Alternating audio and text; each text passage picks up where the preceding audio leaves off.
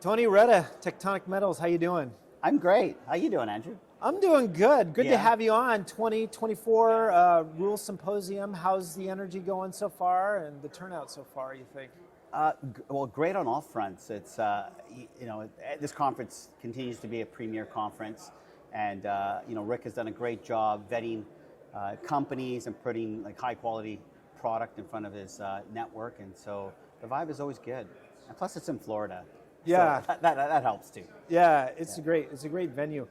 One of the biggest questions that I get, and one of the questions I have, is really why are the equity prices, if you would, they seem detached from where the metals are at, or where the commodities are at. What's your opinion on that? And it seems like there's quite a bit of opportunity there, possibly.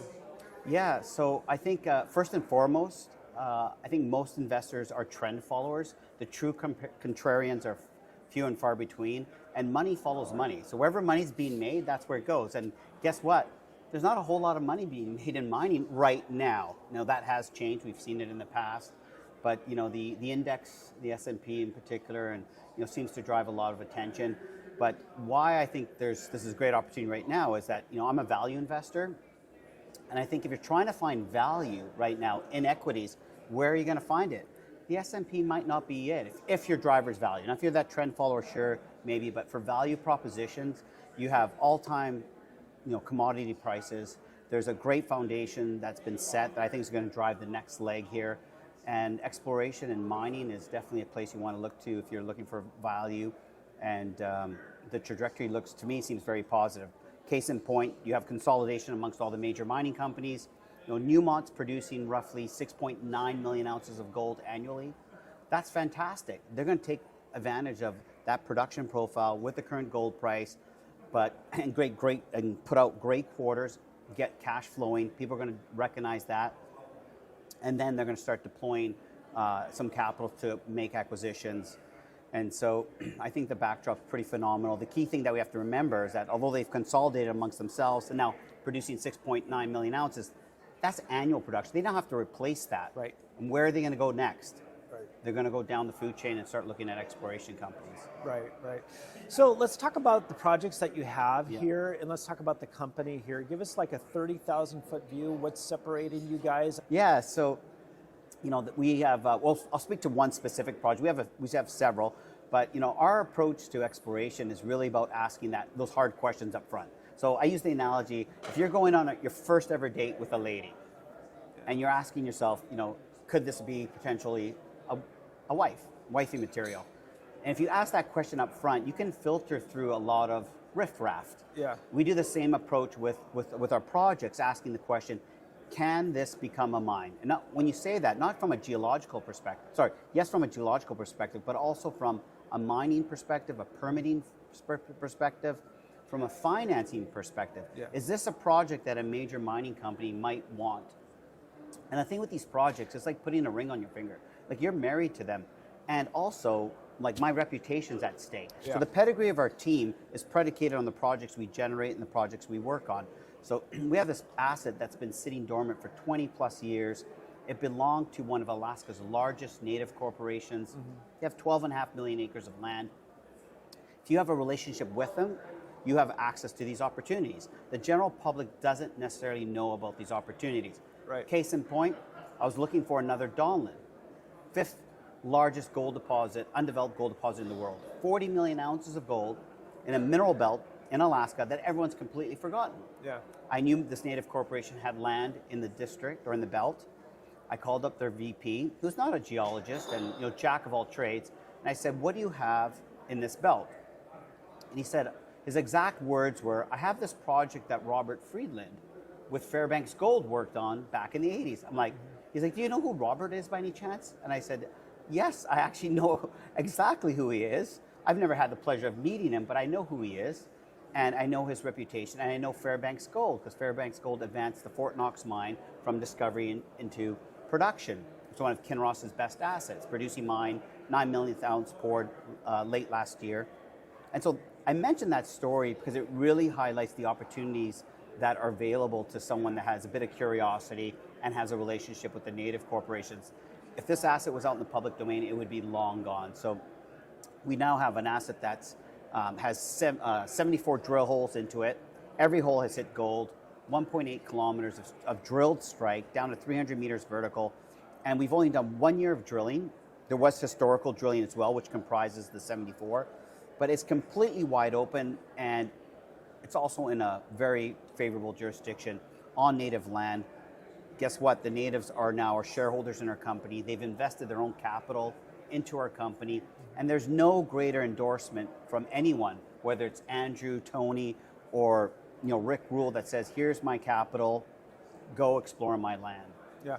My question to that is how has it been working with the native corporations? I say that being originally from Alaska. Okay. And they have, as rightfully so, they have a lot of great property in Alaska, if you would, for mining as well as drilling. Yep. And they can be a huge asset. How have they been that with you specifically? Well, yeah. So, I mean, they're not all created equally. And right. the one we've partnered up with is very pro-mining, pro-business. In fact, their most well-known resource deal is with ConocoPhillips, yep. very well-known oil and gas company. Right. And they funded themselves, the native corporation, $175 million oil and gas rig called the Beast. You can Google it. And they now, Conoco now uses their drill to explore. So, that to me really resonated when I was contemplating who do I want to partner up with. The fact that they can cut a check that big, the fact that they're like, yes, we want you on our land, and we're actually going to fund exploration or tools to facilitate that, has been really beneficial. And whether we meet with a Barrick or the governor of Alaska or a small community, me and the native corporation are presenting a unified front to saying we are partnered up and we want to explore collaboratively and collectively on our land. So it's been truly phenomenal. Yeah, excellent. Let's talk about the share structure, yep. if you would. One of the biggest questions I get and one of the biggest concerns I have as a retail investor is, what is the company doing to protect me as a shareholder as far as dilution is concerned? And if I invest my money, where's that going and what are you doing with it? As well as how many shares outstanding do you have fully diluted? How many shares outstanding do you have? So how do I protect my shareholders? Well, what I've learned over my 20-year career is that I can do all the right things and still have not the best share price. I mean, as a publicly traded company, you're exposed to everything that's public: wars, financial crises, things of that nature. So the question we ask ourselves, we being the board or the team, is like, do we explore this year? Do we raise capital? Do we incur dilution? Or do we go into turtle mode and sit idle?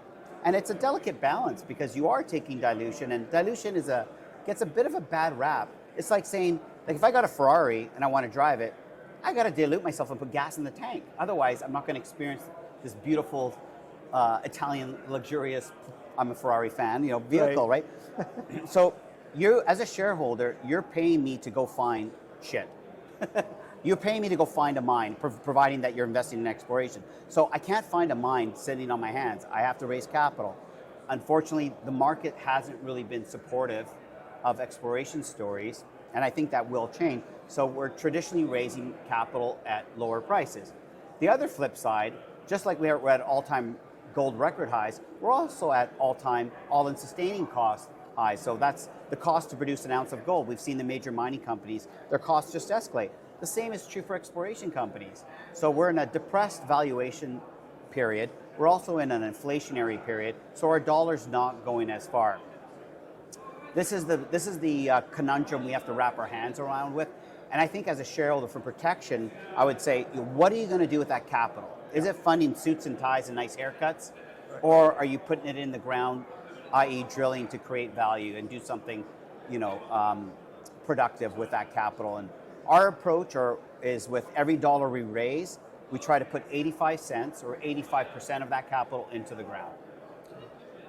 And we've elected most years to, raise the capital, take that dilution, and put it to work. So, so that for good or bad, that's been our approach. And thankfully, we have found gold in every drill hole last year, so we've executed. And are we at an all-time high with our share price? No, but we are going to again put money to work and try to change things around here. So. Yeah.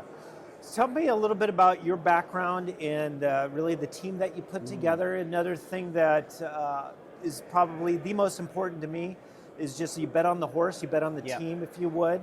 So talk to me about that. Yeah, so if you're going to tout yourself as an exploration company, hopefully you found some stuff. Right. You found some ounces. And so putting together a company or an exploration team is not just geology. Like I mentioned earlier, geology is one aspect. The other aspect is, can you permit that mine? Can you finance it? Well, to permit, you need people that are experts in permitting. So our chair is actually an environmental biologist, a United Nations consultant, and also been involved in the permitting of 9 mines. She's a great example that the environment and mining can coexist and can work collaboratively together. So our team has permitting experience. We've raised close to $2 billion collectively, the entire team. We've actually we've produced 16 feasibility studies, permitted over 10 mines. Discovery-wise, our team collectively has found 35 million ounces of gold.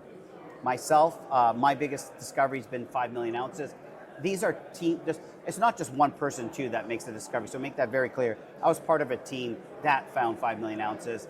Our last success was Kaminak Gold Corporation. We took a project from grassroots, never drilled, to 5 million ounces, produced a feasibility study, ended up selling it to Goldcorp, now Newmont, for 520 million. So through that process, I was involved in raising 165 million. So we've done all the different aspects of what would make a great exploration company. And last but not least, I'm very humbled and fortunate to be surrounded by people that don't necessarily need to work.